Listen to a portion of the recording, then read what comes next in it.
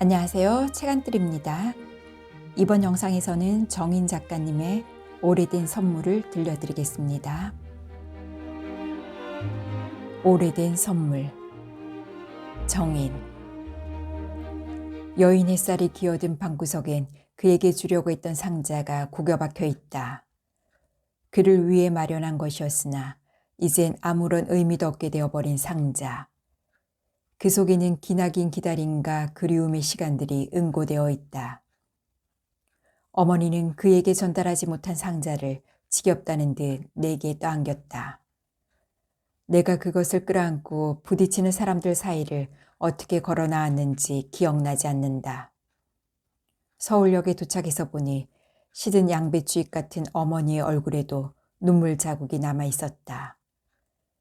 불과 일주일 전만 해도 어머니를 화사하게 만들던 설레는 기대감 같은 것은 남아있지 않았다. 나 역시 화석 같은 얼굴이었을 것이다. 그러나 기차가 덜컹 바퀴를 굴리며 서울역을 출발할 때 나는 알 수 있었다. 그는 이미 이곳에 와 있다는 것을. 일주일 전 뜻밖에도 어머니가 회사로 전화를 걸어왔다. 나란 걸 확인하고도 어머니는 얼른 말을 잇지 못했다. 한동안 안부 전화를 하지 않았던 나는 어머니의 들뜬 듯한 음성을 미처 알아채지 못하고 대체 무슨 일인데 얘까지 전화를 하셨느냐고 성의 없이 물어보았다. 그런데 그 말을 뱉는 순간 어머니의 음성이 여느 때와 다른 것을 깨달았고 회사로 전화를 걸어온 일 또한 전에 없던 일이란 것에 생각이 미쳤다. 어디 편찮기라도 하세요? 나는 문득 불길해져서 조심스럽게 물어보았다. 지난 2주 동안 수출 물량의 낫기 일에 쫓겨 어머니의 안부를 챙겨볼 겨를이 없었다. 대개 어머니의 근황은 아내를 통해 다 알 수 있었다. 그런데 지난 2주 동안은 내가 바빠서 그랬는지 묻지 않아서였는지 아내는 어머니에 대해 별다른 언급을 하지 않았다. 하긴 노인의 근황이라 해봐야 특별한 게 있을 리 없었다. 더구나 어머니처럼 친구도 별로 없이 조용하게 황혼기를 보내고 있는 사람으로선 아침 산책길에 만난 이웃들 얘기거나 건강기구 홍보실이나 찜질방에 간 이야기, 그것도 아니면 이웃 할머니의 손에 이끌려 가본 노인 전용의 사교장 얘기가 고작이었다. 나로선 새로울 것도 없는데 얘기들을 무슨 색다른 경험처럼 들려주는 어머니의 얘기는 금방 지루해지기 일쑤였지만 그래서 더욱 맞장구를 치거나 과장된 웃음을 터뜨리게 되곤 했다. 나는 혼자 남은 어머니가 늘 안쓰러웠다. 어머니, 저 지금 일하다가 받았으니까 빨리 말씀하세요. 웬일로 회사에까지 전화를 하셨어요? 네가 바쁘다는 건 알고 있는데 한 이틀 시간 좀 내주면 안 되겠나? 안 돼 뭐 하루만이라도. 긴장한 듯한 어머니의 목소리는 무슨 일인가가 어머니에게 충격을 주었고 그 즉시 내게 전화한 것임을 말하고 있었다. 그러나 중소기업의 월급쟁이가 이틀씩이나 결근한다는 것은 쉬운 일이 아니었다. 나는 제발 별일이 아니길 바라는 심정으로 심상한 척 되물었다. 참 어머니도 무슨 일인데요? 말씀을 하셔야 시간을 내든지 말든지 하지요. 글씨 너고 큰 외삼촌이 나오신다고 인자사 기별이 왔다 않카나. 생각만으로도 가슴이 벅찬지 어머니의 목소리가 가볍게 떨리고 있었다. 큰 외삼촌이요? 일본에 있는 외삼촌 말입니까? 나 역시 믿어지지 않아서 목청을 높여 되물었다. 어느새 그를 까맣게 잊고 있었다는 걸 깨닫는 순간이었다. 나뿐만 아니라 말투로 보아선 어머니 역시 그런 것 같았다. 원하지는 않았지만 우리는 세월과 함께 그를 흘려보내버린 모양이었다. 어쩌면 그를 기억하는 일은 외할머니가 생존해 있을 때만 의미가 있었던 것인지도 알 수 없었다. 한동안 잊고 있었던 그의 울음소리가 뒤숭숭해진 머릿속에서 서서히 되살아났다. 그때 나는 그의 울음소리가 새나갈까 싶어 수화기를 귀에 바싹 붙이고 그가 진정되기를 초조하게 기다렸었다. 그 사이에 손바닥은 땀으로 축축해지고 등짝은 얼음 수건으로 쓸어내리는 듯 시렸었다. 나는 줄곧 등 뒤를 염려했다. 누가 나를 지켜보다가 너 지금 뭐 하느냐고 뒷덜미를 찰 것만 같아서 오금이 저렸다. 그에 대해 가졌던 몇 가지 호기심들은 어느새 잊어버리고 수화기를 내려놓을 때까지 한심하게도 나는 떨고만 있었다. 어쩔 수 없이 휴가를 받아야 할 것 같았다. 나는 어머니가 듣지 못하게 한숨을 내쉬었다. 언제 오신답니까? 다음 주말에 서울로 오신다 하는데 어째 되겠나? 나는 일단 퇴근 후에 어머니께 들르기로 하고 전화를 끊었다. 다음 주말이라며 꼭 일주일 뒤였다. 불과 일주일을 남겨두고 연락해 온 걸 보면 귀국을 결심하기까지 그의 갈등도 어지간했던가 보았다. 어차피 오기로 결심했다면 왜 그토록 망설여야만 했을까? 혹시 잊어버리기에는 뚜렷하고 기억하기에는 너무 희미한 실루엣 같은 시간의 흔적을 찾아온다는 것이 두려웠을까? 무지근해지는 머리를 들어 창밖을 내다보았다. 서쪽으로 기울어가는 해의 잔향이 노란 은행나무 끝에서 투명하게 부서지고 있었다. 으스스 진저리가 났다. 무심코 창밖을 내다보다가 어느새 바뀌어버린 계절의 순환에 불현듯 전율을 느낄 때가 있었다. 한 주일이 책갈피를 넘기듯 가볍게 지나가 버리고 그걸 깨달았는가 싶으면 한 달이 지나고 1년이 지나고 그 사이 집안에 어떤 일들이 있었는지 아이들에게 무슨 일이 일어났는지 내가 어떤 날들을 보냈는지 어느 것도 기억나지 않을 때가 있었다. 머리카락은 군데군데 서리를 뒤집어 쓴 것처럼 허옇게 새어가는데 아무것도 해놓은 게 없다는 자각이 드는 것은 소름 끼치는 일이었다. 인생이 속절없이 탈색되고 있는 것 같은 상실감.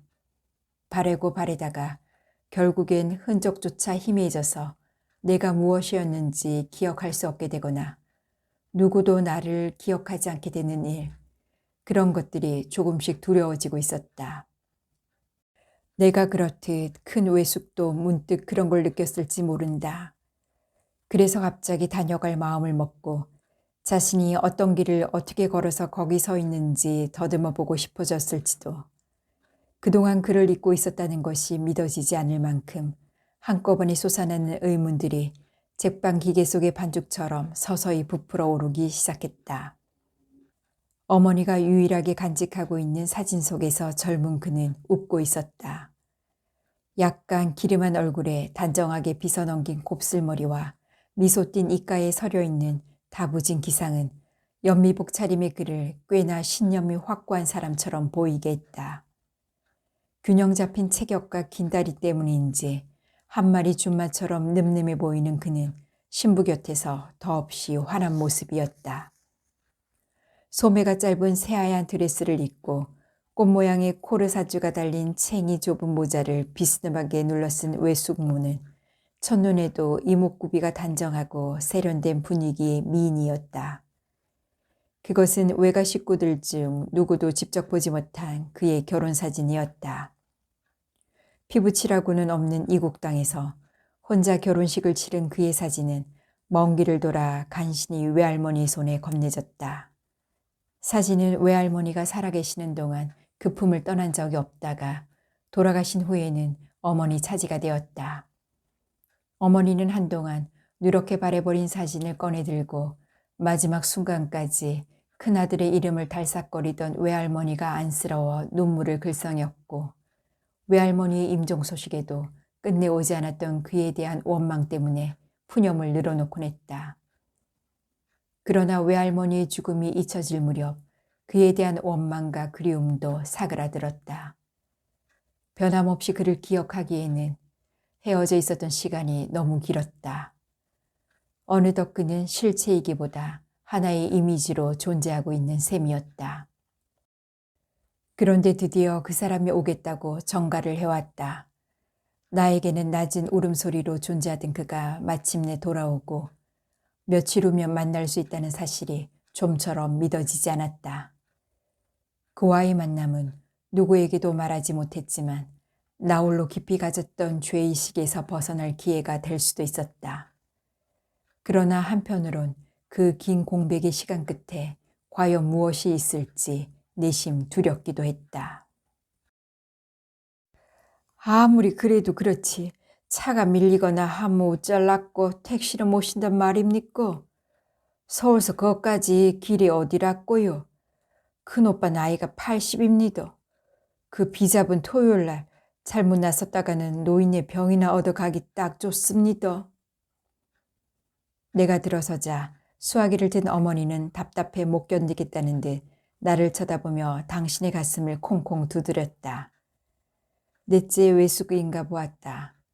어머니 바로 위인 넷째 외숙의 고집은 소문나 있었다. 그래도 어머니는 번번이 그를 꺾으려 쓸데없는 노력을 하곤 했다. 나는 좀처럼 결론이 날 것 같지 않은 두 사람의 실랑이를 귓등으로 들으며 방바닥에 주저앉았다. 필요한 물건만 갖추어진 어머니의 방은 조촐하다 못해 궁상 맞을 정도였다. 괜스레 스산해져서 방 안을 휘둘러 보는데 방 한 구석에 밀쳐져 있는 수혜품이 눈에 들어왔다. 끌어당겨 보니 수가 아름다운 정방형의 낡은 주머니였다. 주머니 곁에는 어느 봄날의 꽃밭처럼 꽃들이 향기를 뿜고 나비들이 금방이라도 날아오를 듯 정교하게 수놓아져 있었다. 오래되어 낡긴 했지만 생기를 잃지 않은 자수는 강한 흡입력으로 시선을 끌어당겼다. 언젠가 나는 그 꽃들을 본 적이 있는 것 같았고 꿀을 모으기 위해 부지런히 날아다니는 나비와 벌들을 본 것도 같았다. 언제였지? 언제였더라? 아슴푸레한 기억의 끝을 붙들고 한참 애쓴 후에야 오래된 풍경 하나가 떠올랐다. 어느 추운 겨울날이었다. 뜨뜻한 아랫목에 외할머니가 앉아 있었다. 외할머니 앞에는 낡아 빠진 손틀, 왕골로 만든 반지꼴이며 솜이 든 자루, 그리고 지금 보는 저 주머니도 펼쳐져 있었을 뿐 아니라 하얗게 생긴 크고 작은 발 모양의 종이 조각들도 여기저기 어질러져 있었다. 나는 그 옆에 앉아서 네모진 모양의 한가운데 배꼽 같은 매듭 단추를 달고 있는 주머니를 뚫어져라 들여다보며 화려하게 수놓아진 꽃밭에 진작부터 홀려 있었다. 마당도 없는 남의 집 아래채에 새들어 살던 집 아들이었던 나에게 작은 주머니에 깃든 아름다운 풍경은 유난히 매혹적이었다. 저런 마당이 있는 집에서 살아봤으면 그러면 강아지도 키우고 땅 따먹기도 하고 동생과 숨바꼭질도 하고. 나는 마당 한 뼘 없는 집이 갑갑해서 방학만 되면 하루 종일 버스를 타고 외가에 갔다. 외가에는 아름다운 꽃밭은 없었지만 넓은 들과 산이 가까이 있었고 정답고 따뜻한 외할머니가 있었다. 그날 내가 밖에 나가지 못하고 외할머니의 작업을 지켜보게 된 것은 감기 때문이었다.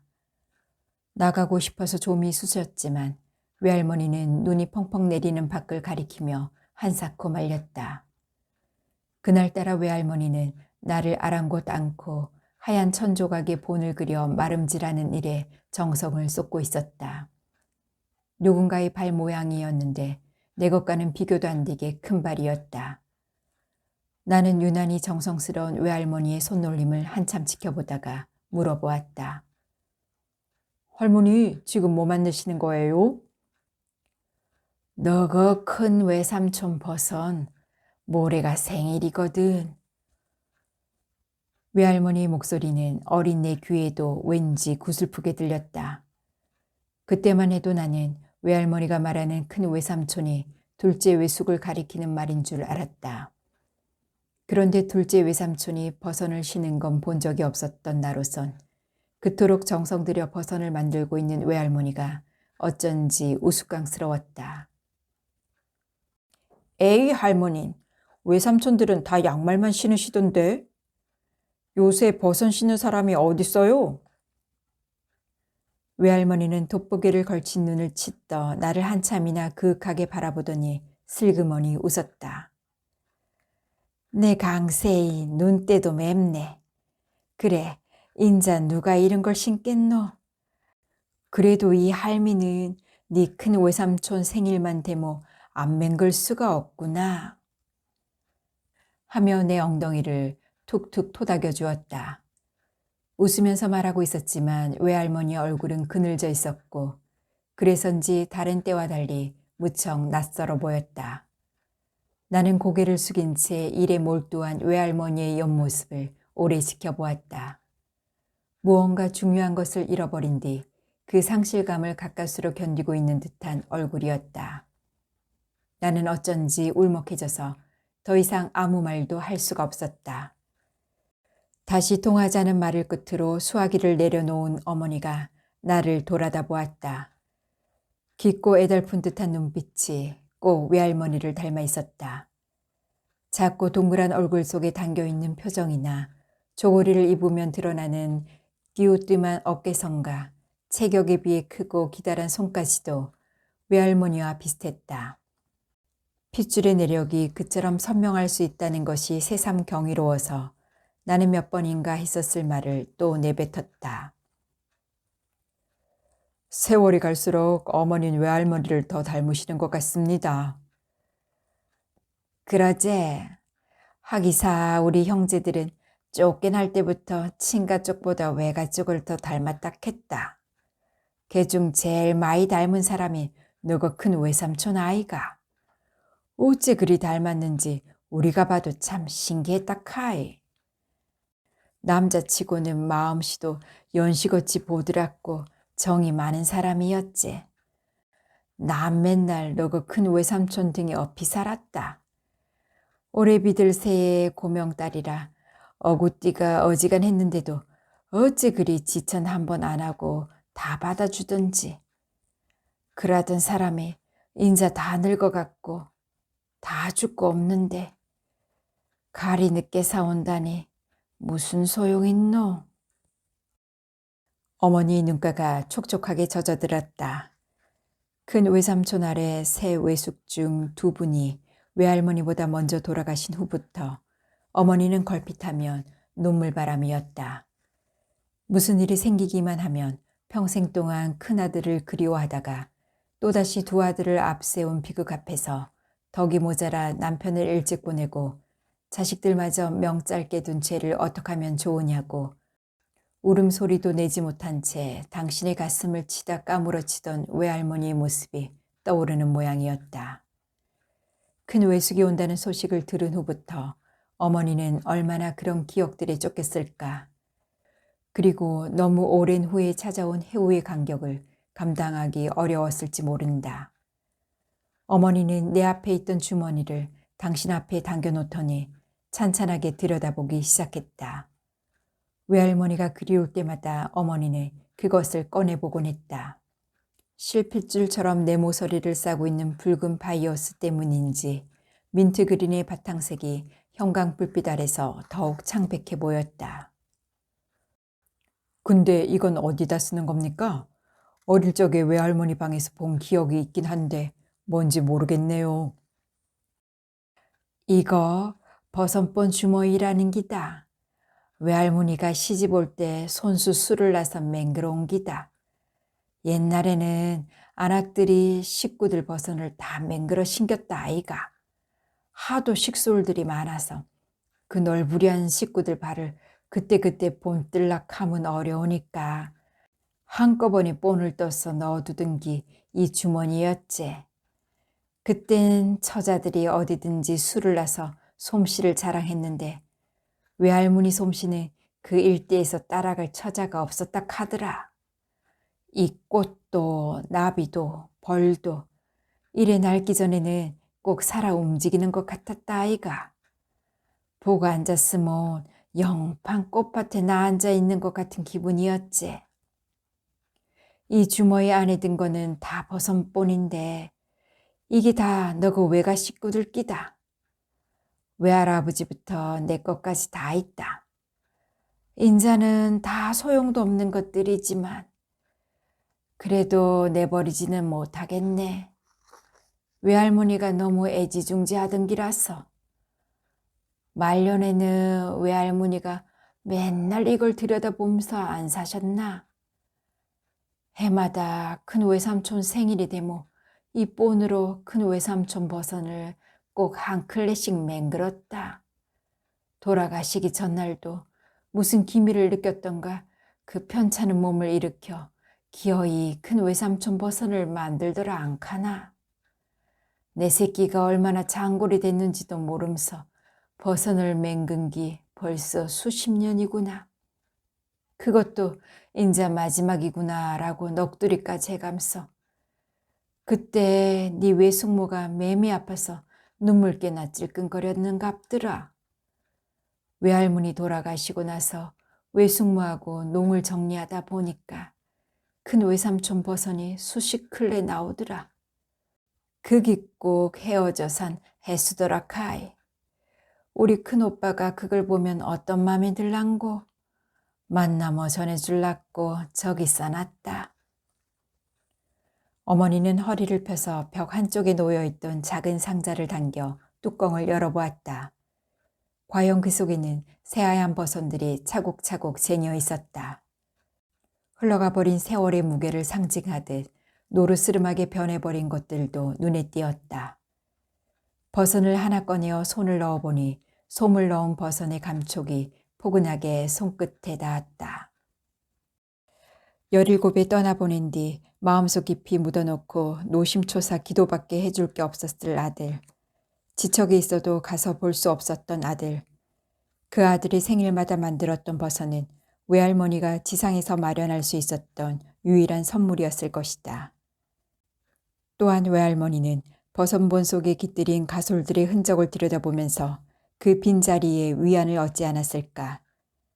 그러면서 누군가의 마음속에서 지워지지 않는 이상 이 세상에서 사라지는 것은 아무것도 없다는 것을 스스로 확인했을지도. 근데 큰 외삼촌이 어떻게 이제라도 나올 생각을 했을까요? 나는 상자의 뚜껑을 닫아 밀쳐놓으며 어머니께 물었다. 어머니는 방 옆에 붙어있는 부엌으로 나가 저녁상을 차리고 있었다. 나이 탓이겠지? 큰 외삼촌 연세가 올해 80이다. 그러이 어찌 안아보고 싶겠노? 자기가 태어나서 살던 땅이고 그래도 형제가 여기 살아있는데 그 긴 세월을 일에 산 것도 어디 말이 되는 일이가. 외할머니 돌아가실 때 마음만 묵으며 나올 수도 있다 해서 은근히 기다렸는데 기어이 안 오고 말더라. 그 섭섭한 마음은 말로 다 못한다. 도대체 거기 뭐길래 어머니가 죽어도 못 온단 말고. 외할머니 돌아가실 무렵에도 큰 외삼촌이 오는 건 쉽지 않았을 때예요.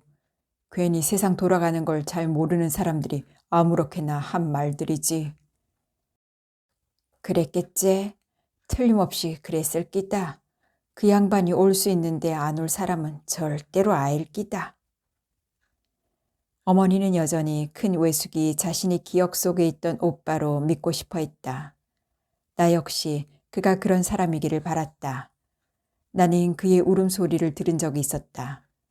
소문처럼 떠돌던 그의 존재를 증명하던 생생한 그의 육성.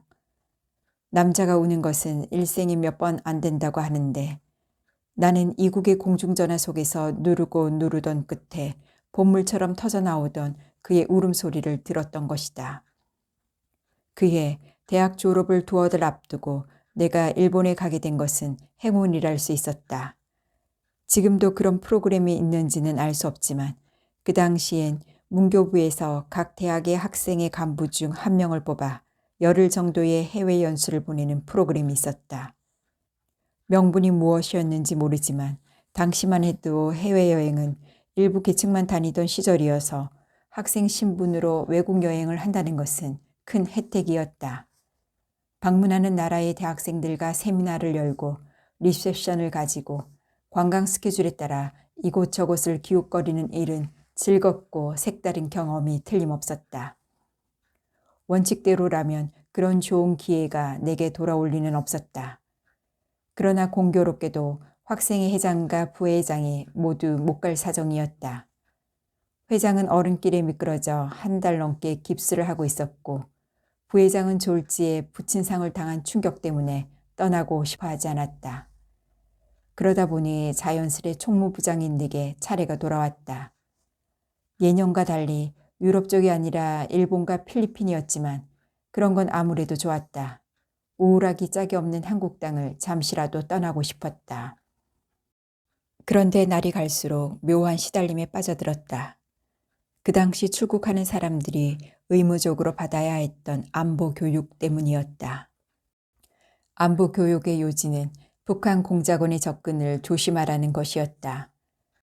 특히 일본에선 조총련의 접근을 조심해야 하는데 그 이유는 그들이 남쪽에서의 간첩 활동을 지원하기 위해 혈안이 되어 있기 때문이라는 것이었다. 그 즈음에는 그런 류의 사건들이 심심찮게 신문에 오르내렸다. 일본에 갔다가 간첩으로 포섭되었다든가 조총련계 친척이 준 촌지가 공작금으로 밝혀진다든가 하는 등의 일들은 선량한 시민들로선 어디까지가 진실이고 거짓인지 알 수 없었지만 한번 걸려들었다 하면 꼼짝없이 간첩이나 불온 분자가 될 수밖에 없는 무서운 일이었다. 이런저런 일들을 생각하니 갈수록 마음이 찌부룩해졌다. 내가 일본에 간다는 소식을 듣고 어떻게든 큰 외숙을 만나보고 오라고 당부하는 외숙들이나 어머니는 두고라도 외할머니가 그걸 원하고 있을 걸 생각하니 마음이 더 무거웠다. 나로선 본 적도 없는 큰 외숙에 대한 그리움이 그들과 같을 수 없었고 무엇보다 그가 조총련의 핵심으로 한 지역의 책임자란 사실은 은근한 두려움까지 갖게 있다. 외가에는 농사를 짓거나 사업을 하는 사람들 뿐이어서 무슨 일이 생겨도 사회적으로 불이익을 당하는 사람들이 없을지 모르지만 내 경우는 그게 아니었다.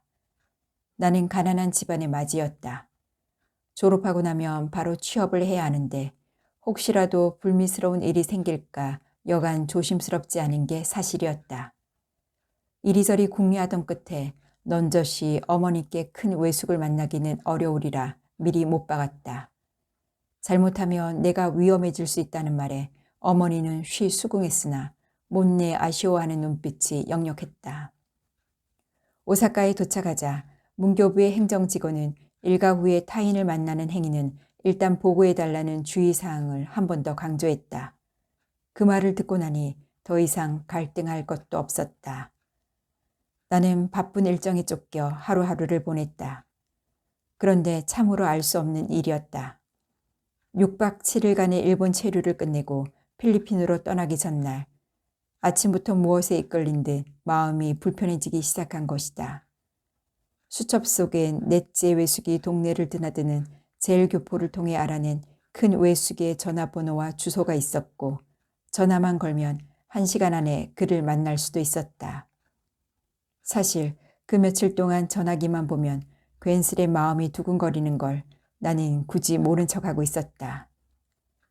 17의 나이에 돈을 벌어 오겠다며 일본으로 밀항한 사람. 2년 후 제법 많은 돈을 모아서 외할머니의 품에 넣어주고 다시 그 길을 밟아간 사람. 돈을 많이 벌어서 다 함께 도시로 나가 잘 살아보고 싶었던 가난한 집안의 장손. 그 괄시와 서러미 땅에서 사업가로 성공했으나 조총련의 실세가 되는 바람에 수십 년의 세월을 다시는 돌아오지 못한 사람. 온갖 시련을 다 이겨내고 성공했다는 그는 대체 어떤 사람인 걸까? 그는 어쩌다 이다지 먼 사람이 되어버렸을까? 아직도 그는 우리를 기억하고 있을까? 피부치에 대한 애정이 남아있기나 한 걸까? 그에 대한 그리움보다는 호기심이 자석처럼 나를 유혹했다. 그것은 외할머니나 어머니나 외숙들의 당부와는 상관없는 나만의 은밀한 호기심이었다.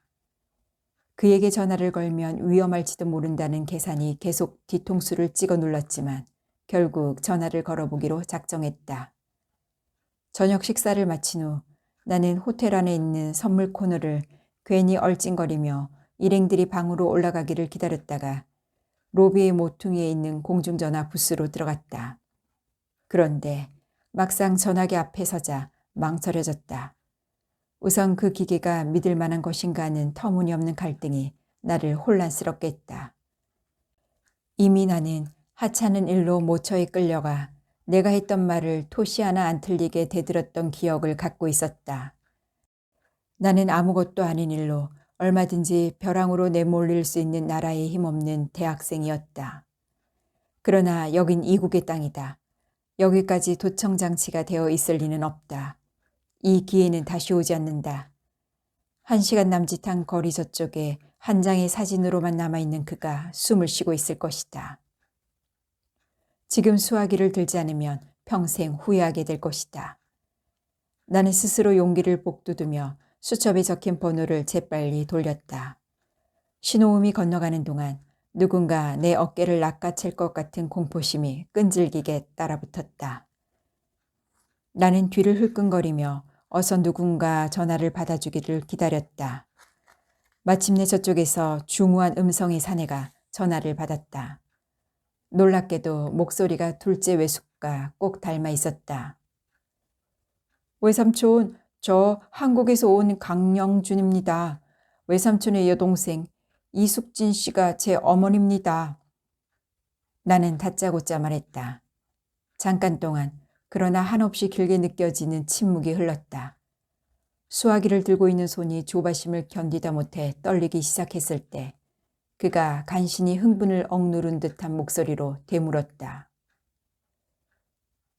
그러니까 자네가 수곡에 살고 있던 내 막내 여동생 이숙진의 아들이란 말이지. 강영주라고? 또렷한 우리말이었다. 아, 그도 우리말을 쓰는구나. 그가 나의 외삼촌임에 틀림없구나. 가슴이 뻐개지는 듯 두근거리기 시작했다. 나는 얼른 그렇다고 대답한 뒤 어떻게 오게 되었으며 외할머니를 비롯한 가족들이 큰 외숙을 얼마나 그리워하는지, 가족들이 어떻게 살고 있는지에 대해서 두서없이 쏟아놓았다. 불안감 때문인지 말이 놀랄 정도로 빠르게 쏟아져 나왔다. 그동안 저쪽에선 듣고 있기나 한지 의심스러울 정도로 잠잠했다. 일정하게 떨어지는 동전만 소통의 징표처럼 금속성의 소리를 내고 있었다. 이윽고 전화선 저 너머에서 어떤 희미한 소리가 들려왔다. 그 소리는 점점 크게 내 귀를 파고들었다. 억눌린 듯한, 끝내 참아내지 못한 듯한 울음소리.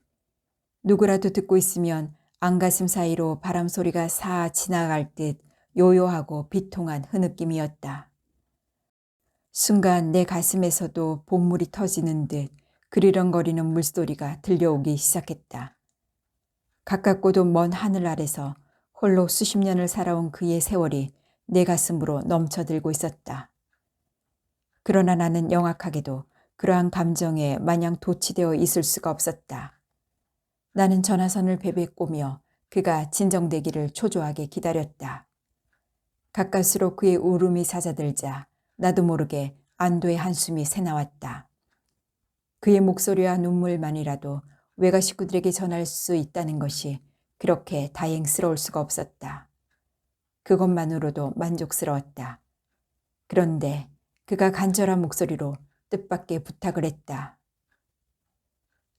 한 번만이라도 자네 얼굴을 보고 싶은데 내가 지금 자네를 만나러 간다면 자네가 곤란해지는가?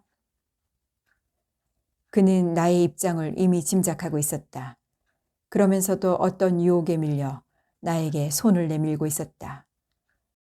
나는 놀라서 단호하게 안 된다는 말을 연거푸 내뱉었다. 정 그렇다면 지금 바로 자네가 묵고 있는 호텔 근처에 사는 지인을 시켜 돈을 좀 보내겠네. 자네 용돈으로 쓰고 남는 돈은 외할머니께 갖다 드리게. 그리고 자네 사진이라도 한 장 보내주게. 그렇게라도 하지 않으면 안 되는 내 마음을 생각해서 제발 안 된다고는 하지 마라. 지금 바로 15분 이내로 갈 수 있을 거야. 머리가 긴 34 정도 된 여자야. 방에 올라가지 말고 로비에서 조금만 기다려주게. 꼭 기다려주게. 그는 몇 번이나 기다려달라고 사정했고 내가 아무리 그러지 말라고 해도 소용없었다. 그리고는 꺼질 듯한 한숨을 내쉬고 다시 울음기가 배어나오는 목소리로 잘 가라고 말했다. 수화기를 내려놓는데 손이 땀으로 미끈거렸다. 공중전화 부스의 문을 열고 나오자 인솔 교수가 언제 내려왔는지 로비에서 담배를 피우고 있는 뒷모습이 보였다. 얼른 엘리베이터 안으로 몸을 숨겼다. 후들거리는 다리로 할 일 없이 5층까지 갔다가 방으로 돌아온 나는 여자가 와서 나를 찾을까봐 안절부절 못했다. 나는 창가에 붙어서서 큰 외숙이 말한 모습에 여자가 왔다 갔다 하는 것을 몰래 지켜보았다. 그것이 그날 이후부터 나를 참담한 자괴감 속으로 밀어넣을 줄 미처 알지 못한 채 여행에서 돌아오니 뜻밖에도 외숙들이 나를 맞이했다. 어머니로부터 기대하지 말라는 전가를 받고도 혹시나 싶어 기다리고 있었다고 했다. 만나지는 못하고 전화만 해보았다는 말에 외숙들의 얼굴에 반가움과 실망의 빛이 동시에 교차했다. 넷째 외숙은 거기까지 갔는데 그를 만나는 일이 그렇게 어렵기만 했느냐고 섭섭한 기색을 노골적으로 드러냈다.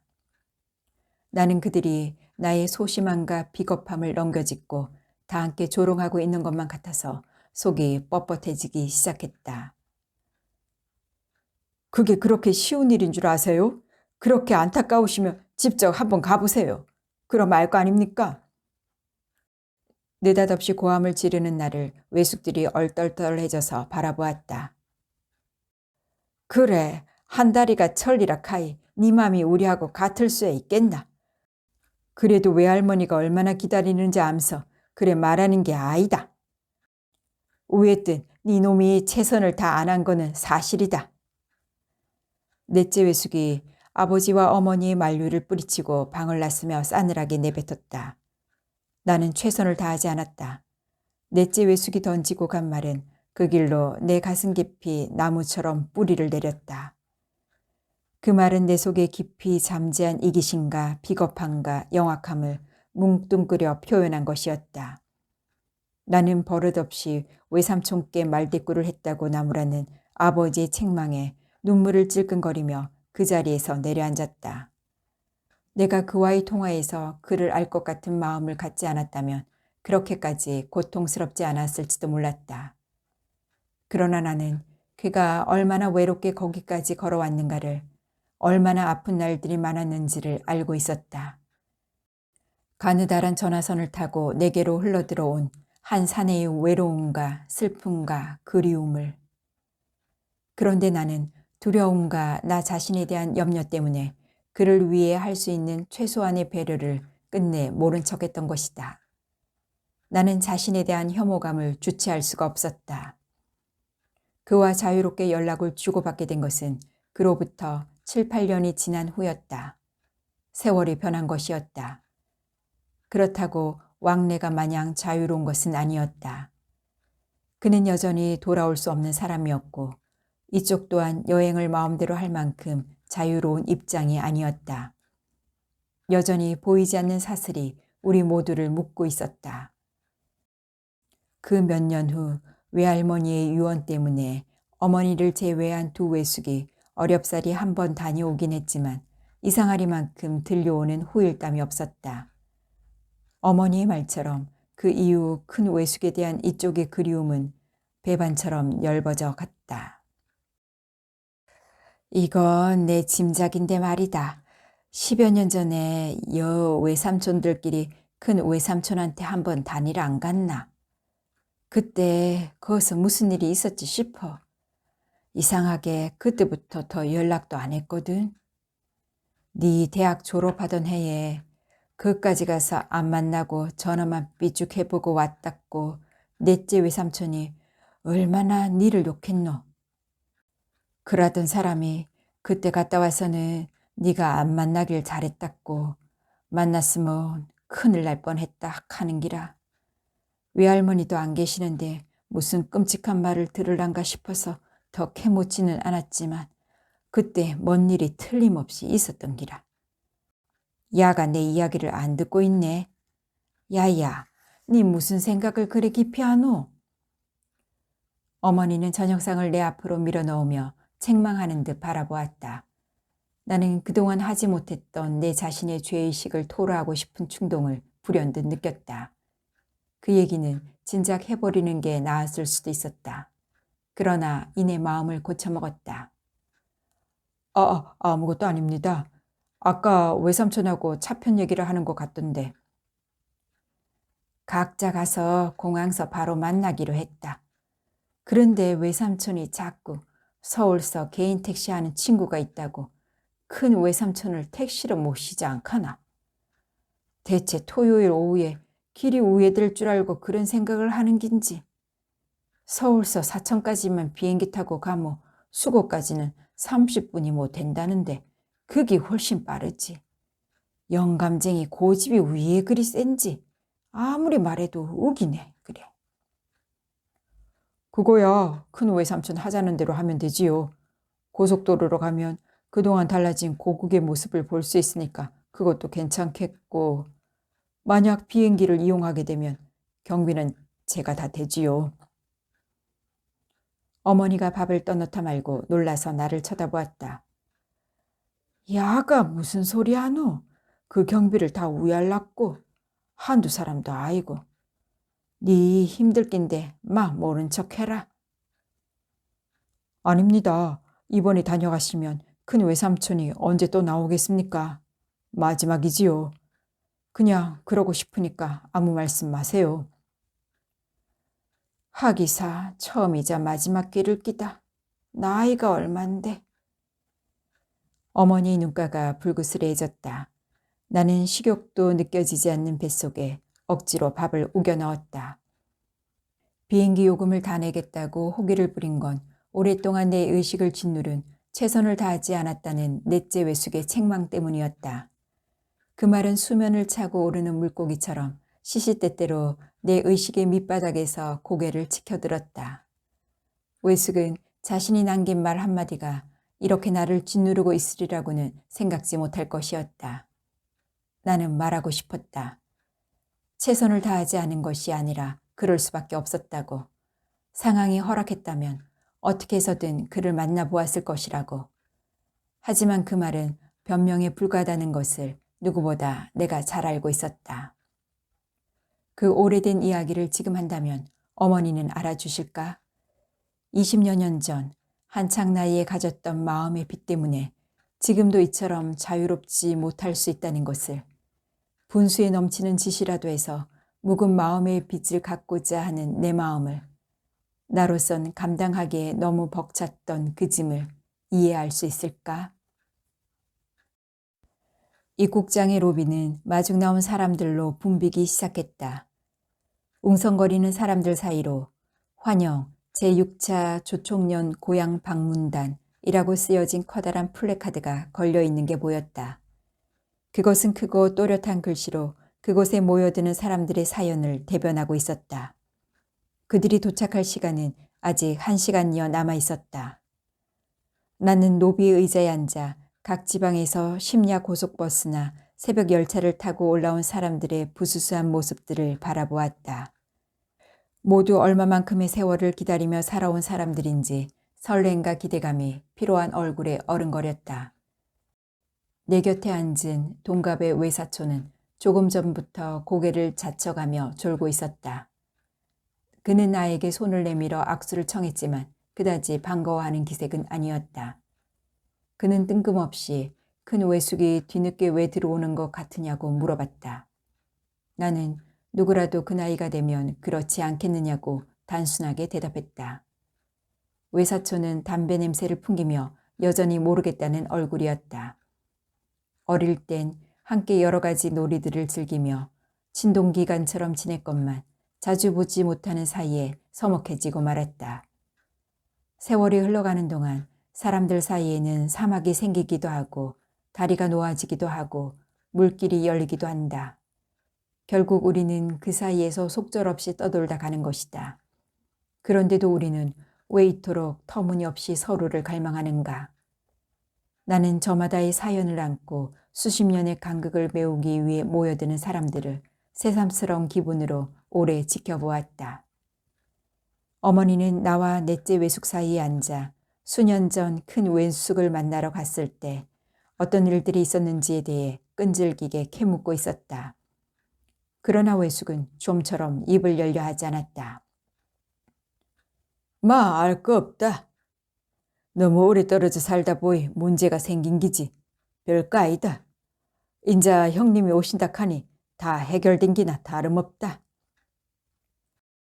알 거 없다니요. 난 어디 가족 아인교. 내 그동안은 모른 척하고 있었지만 큰오빠가 온다 하니까 더 알고 싶네요. 나도 알 건 알아야지요. 말 안 해주면 큰오빠한테 물어볼게요. 가만 본까네 여 오빠들이 가서 말썽을 부렸나 보네. 안 그라모 숨길 게 뭐 있어요? 행님이 안 들먹이는 거 괜히 들먹이 갖고 맘컷을 치지 마라. 네, 다 얘기해 줄 기니까. 희행님 앞에선 모른 척 해라. 가족이란 기 한 땅에서 한데 살아도 서로를 이해 못해 칼부림이 나기도 하는 법인데 수십 년을 떨어져 산 사람들이 만나 노니 어찌 아무 일이 없었겠노. 처음에는 좋기만 하다가 하루 이틀 더 있다 보이 문제가 생겼지. 세월이 흐를수록 그때 일은 참 잘못되었다 싶다. 사업으로 성공했다는 그는 과연 넓은 저택에서 남 부러울 것 없이 살고 있었다. 그동안 하지 못했던 장자의 노릇을 한꺼번에 다 하려는 듯이 그는 최선을 다해 동생들을 접대했다. 수십 년 만의 상봉은 형제의 마음을 감회와 회한에 적게 만들어 밤새도록 얘기를 해도 끝이 없었다. 외할머니의 사망 소식을 전하며 그들은 다 같이 머리를 맞대고 울고 또 울었다. 그러나 거실 한가운데에 걸려있는 김일성의 초상화는 들어쓰는 순간부터 형제들의 마음을 불편하게 만들고 있었다. 결국 헤어지기 전날 밤 다음 날을 기약하며 이별주를 나누던 자리에서 사단이 생기고 말았다. 먼저 시비를 건 사람은 둘째 외숙이었다. 행님은 그동안 진짜 우리를 생각해 본 적이 있어? 그동안 우리를 얼마나 생각하면서 살았어? 네, 행님 대신 장남 노릇 한답고 무지 욕본 사람이요. 혼자 이래 잘 살고 있으면서 그동안 어째 한 번도 나올 생각을 안 해봤어? 저놈의 사진 다 때리 엎어 뿌리고 사상만 바꾸면 올 수 있었던 거 아니요? 저기 대체 뭐라고 이 넓고 좋은 집 한가운데 저 빌어묵을 사진을 걸어놓고 살고 있단 말이오. 아버지 어머니도 아니고 말이오. 어머니가 돌아가심서 얼마나 행님을 기다리고 이름을 불렀는지 아요? 가까이 두고도 못 보니까 더 애가 터져서 피눈물이 다 났더랬어. 우리가 이래 헤어져 사는 게 다 누구 때문인데 저놈의 사진을 절에 집 한가운데다 신주 딴지처럼 모시놓은 기요? 말려도 소용없었다. 둘째 외숙은 작정을 한 듯 두 눈을 부릅뜨는 큰 외숙 앞에서 더욱 갈기를 세웠다. 그러나 큰 외숙은 냉정하고 침착했다. 그런 문제는 서로 말하지 말자. 피차에 수십 년 동안 살아온 세계가 다르니 사람들은 다 나름대로 자신만의 이유를 가지고 사는 거다. 이유는 무슨 이유요? 우리가 올 때만이라도 저놈의 걸 좀 떼어놓으면 안 됐어? 그럴 수는 없다.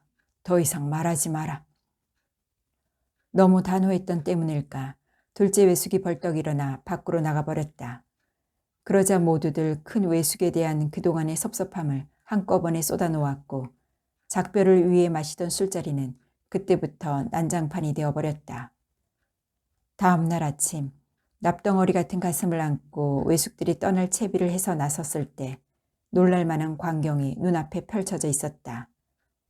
잘 가꾸어진 정원의 풀빛 속에 부서져 버림으로써 아무런 위험도 없이 되어버린 살집 좋은 사내의 액자와 사진이 비에 젖고 있었다. 외숙모가 비명을 지르며 빗속에 달려나가 사내에 찢어진 초상화를 가슴에 걸어모았다.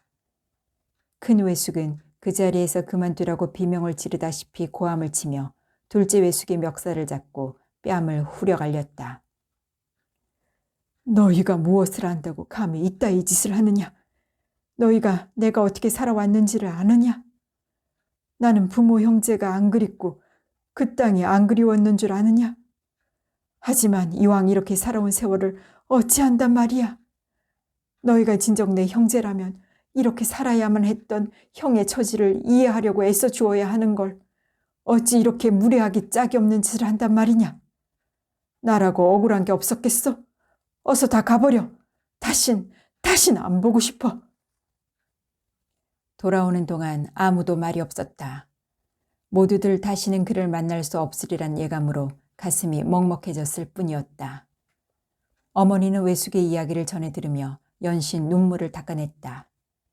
나는 못 들은 척 사람들 사이에 눈길을 주고 있었다. 수십 년 만에 만나서 서로의 상처를 핥아주기는커녕 더 큰 고통만 안겨주고 헤어질 사람들이 이 중에는 또 얼마나 많을까. 가슴 속에서 무언가 무너지는 소리가 났다. 사람들이 웅성거리며 출구 쪽으로 하나 둘 모여들기 시작했다. 도착 안내판에 오사카발 김포행 비행기가 도착했음을 알리는 빨간 신호가 전멸하고 있었다. 나는 아직도 눈물을 찍어내고 있는 어머니를 일으켜 정경들이 늘어서 있는 가이드라인 쪽으로 갔다. 외사촌이 막내 외숙을 부축하며 우리 뒤를 따라왔다. 출구를 향해 모여든 사람들의 얼굴이 우수해졌고 있었다. 얼마나 기다렸을까. 마침내 출구가 열리고 사람들이 줄을 지어 나오기 시작했다. 카메라 불빛이 그들이 나오는 길을 환하게 비춰주었다. 주름진 얼굴에 미소를 띤 사람들의 눈이 반짝이며 아는 얼굴들을 찾아 두리번거렸다. 누구도 비켜갈 수 없는 세월의 거센 물살을 헤치고 멀고도 가까운 고국을 찾아 돌아온 사람들. 그들은 모두 다른 얼굴이었으나 또 모두 같은 얼굴이기도 했다. 그들이 그리운 얼굴들을 찾아 웃으며 걸어 나오는 동안 그들의 얼굴에 쌓였던 두터운 세월의 흔적이 먼지처럼 흩어지는 걸 나는 보았다. 서로를 찾는 사람들의 시선이 허공에서 얽혀 있었다. 그들은 인척들 간에 불리는 갖가지 이름들로 서로를 부르고 있었다. 큰아버지, 큰어머니, 아재, 형님, 언니, 오빠, 동생, 작은아버지, 작은어머니, 외삼촌, 아지매. 부르는 소리와 대답하는 소리가 가이드라인을 형성한 정경들 너머로 오고 갔다. 그 속에서 그를 단번에 찾아낼 수 있을 것 같았다. 내가 사진 속의 그를 찾아 정신없이 두리번거리는 동안 여기저기서 사람들의 환호와 울음소리가 터져 나오기 시작했다. 나는 부옇게 흐려지는 눈을 비비며 어머니와 외숙이 훤칠한 키에 트렌치 코트를 입고 중절모를 쓴 노신사를 향해 달려가는 모습을 본 듯했다. 그는 걸어 나오다 말고 자신을 향해 달려드는 사람들의 얼굴을 찬찬히 굽어보았다. 자신이 표기해둔 어떤 흔적이라도 찾아보려는 듯 안경 너머로 내려다보는 그의 눈길은 의외로 고요했다. 그 가슴에 안겨 울음을 터뜨린 사람은 어머니였다. 나는 뭉클하게 치밀어 오르는 덩어리를 삼키며 어머니를 달래기 위해 다가갔다. 그러나 외숙과 어머니는 아직도 낯선 사람들 사이에서 목을 길게 빼고 그를 찾아 두리번거리고 있었다. 나는 갑자기 사라져버린 환영에 눈을 부릅뜨고 앞을 쏘아보았다. 한꺼번에 몰려들었던 사람들이 하나둘씩 빠져나가 공항 청사의 뒷부분에 대기하고 있는 버스 앞으로 몰려가고 있었다. 사람들이 들어서 있던 자리가 점점 넓어졌다. 그러나 그는 어디에도 보이지 않았다. 우리는 방향 감각을 잃은 이방인들처럼 당혹스런 눈길로 서로를 마주보았다. 그를 쉽게 찾으리라 생각했던 나의 믿음은 무모한 것이었다. 어머니의 당황한 눈길이 넷째 외숙을 향했다. 오빠, 어떻게 된기요? 분명 오늘이라 않겠소? 와이라, 분명히 6차락했고 2시락했는데. 좀 있어 봐라. 아직 안 나온 사람이 있는가 더 기다려보자. 외숙이 정경의 제지를 피해 출구 앞쪽으로 가까이 다가가려 할 때 신사복 차림의 청년이 우리들 곁으로 다가왔다. 나는 두려운 마음으로 그를 바라보았다. 불길한 예감이 성강처럼 가슴을 뚫고 지나갔다. 혹시 이강진 씨 가족이십니까? 청년의 얼굴에는 사무적인 일에 익숙한 자의 냉정함과 연민이 함께 뒤섞여 있었다. 죄송하지만 그분은 오늘 못 오셨습니다. 어젯밤 다 함께 모여 있는 숙소에서 쓰러져 병원으로 옮겨졌습니다. 어머니가 휘청 내게로 쏠리며 짧은 비명을 토했다. 외숙의 안색이 해쓱해졌다. 그럼 어떻게 되는 건가요? 나는 마치 청년이 큰 외숙의 운명을 쥐고 있는 듯 그의 팔을 붙들었다. 건강에 별 문제가 없으시다면 다음 기회에 오실 수 있겠지요. 언제가 될지는 알 수 없지만 저희도 더 이상 자세한 건 알지 못합니다. 일단 가족과 통화를 해보시죠. 여기 그분이 전해달라는 편지가 있습니다. 만약의 경우를 대비하셨던 것 같습니다. 이번에 예약된 분 중에 가장 연세가 많으셨으니까요. 넷째 외숙이 편지를 낚아채다시피 받아들었다. 어머니를 의자에 앉힌 뒤 나는 외숙이 읽고 건네주는 편지를 펼쳐들었다. 편지를 읽은 외숙의 눈자위가 벌겋게 젖고 있었다. 외사촌은 의자에 앉아 높은 천장을 향해 눈을 감고 있었다. 너희가 이 편지를 보게 된다면 아마도 내가 그 땅을 밟지 못하게 되는 걸 의미하는 것일 게다. 부디 그런 일이 없기를 바라지만 하루가 다르게 새하는 이 몸을 믿을 수가 없구나. 수년 전 너희들에게 받았던 수모를 더 이상 수모라고 생각하지 않게 되었을 때 비로소 나는 자유로워졌다. 내가 아무리 그들의 도움으로 살았다고 해도 내 마음속에는 사상보다 훨씬 더 뜨거운 피가 돌고 있다는 걸 뒤늦게 한 것이다. 아니다. 이것은 정확한 고백이 아니다. 다시 고백하자면 나에게 사상 같은 건 애초에 없었다. 나는 그저 배가 고팠고 그 허기를 해결해 주는 쪽으로 고개를 돌렸을 뿐이다. 나의 삶은 그랬을 뿐이다. 하지만 현실은 내가 부모님과 너희들을 모른 채 살 수밖에 없도록 만들었다. 다시 한번 미안하다. 이 고단했던 삶을 마감하기 전에 너희들에게 꼭 이 말을 하고 싶었다. 잘 있거라, 아우들아. 우리는 서로를 용서하기 위해, 용서받기 위해 만나는 시간이 필요했다. 하지만 시간은 끝내 우리를 기다려주지 않았다. 나는 울고 있는 어머니를 끌어안았다. 그 외에 내가 할 수 있는 것은 아무것도 없었다. 나는 의자 위에 천연덕스럽게 놓여있는 가방을 내려다보았다. 그 속에는 외할머니가 남기고 간 버선과 버선본 주머니가 담긴 상자가 들어있었다. 버선본 주머니 속에는 산 사람도 죽은 사람도 한 장의 종이로 남아 다툼 없이 고요한 평화를 누리고 있었다. 하지만 그것도 언젠가는 흐르는 시간 속에서 형체 없이 사라질 것이다. 나는 흐느끼는 어머니를 가슴에 안은 채 상봉의 기쁨에 들떠 웃고 있는 사람들의 얼굴을 시린 눈으로 오래오래 바라보았다.